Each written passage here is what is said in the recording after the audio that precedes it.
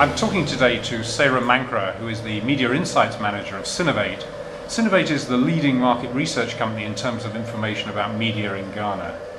Seyram, describe to me the media scene. Give me a brief overview of what has happened over the last 3 years in terms of development here. Media in Ghana has been very dynamic over the last few years.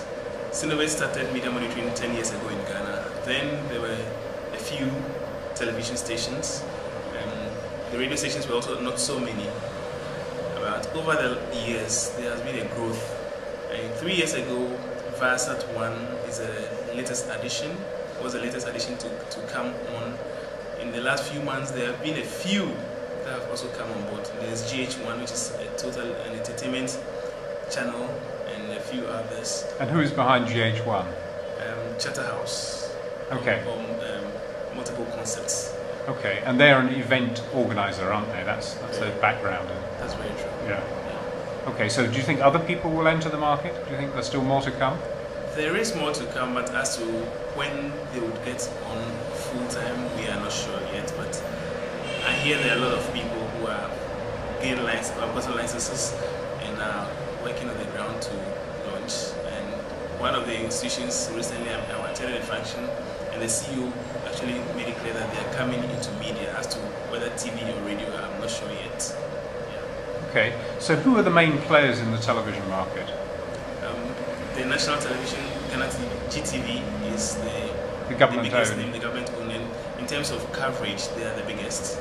They cover almost every corner of this country. So what, they've got 70–80% population coverage?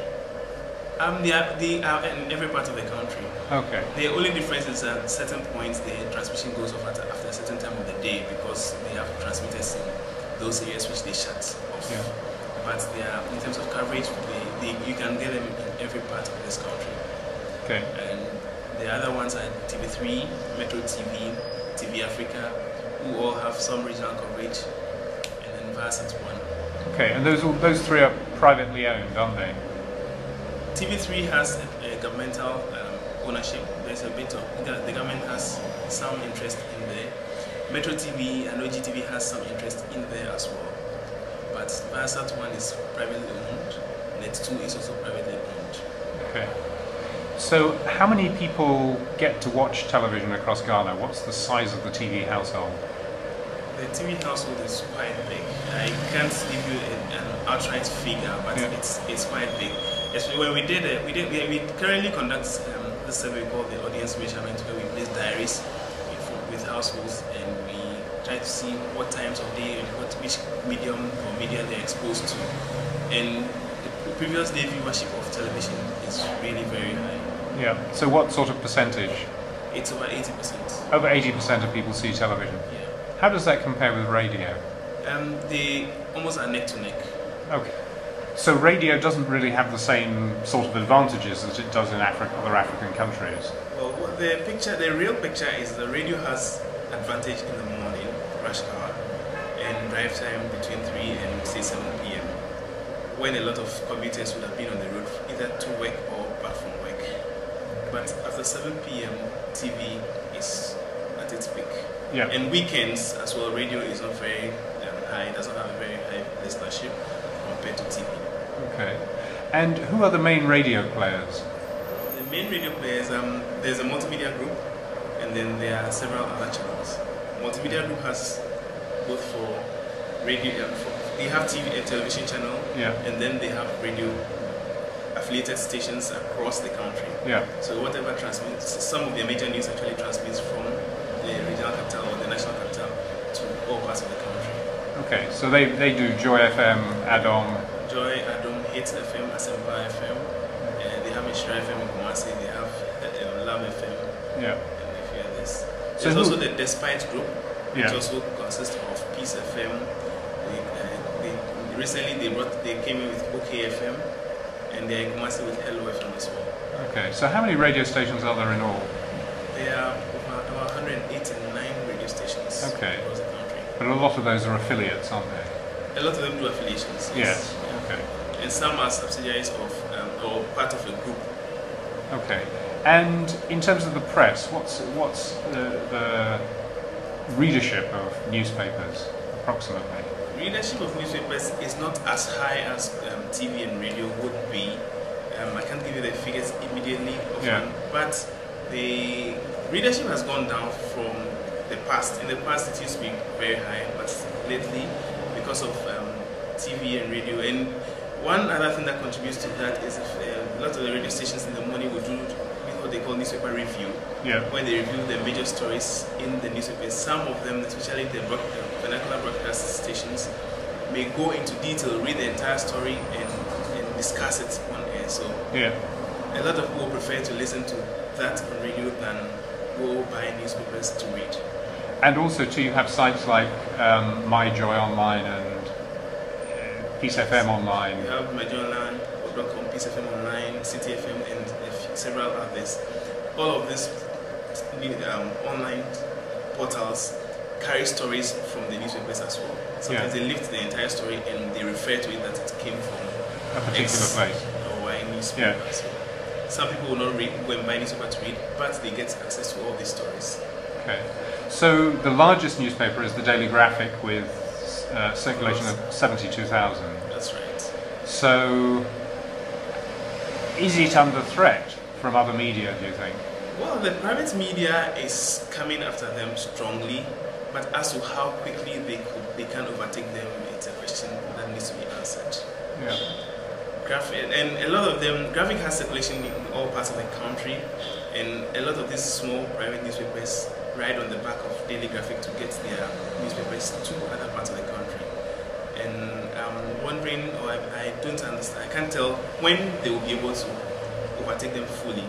And Graphic is state-owned, it's owned by the government, and so investment there is a bit more guaranteed from government. Even though they run as a private entity, they still have a lot of governmental influence on them. Yes, and they still have the advantage, presumably, that the government places most of its statutory advertisements with Graphic and Ghanaian Times.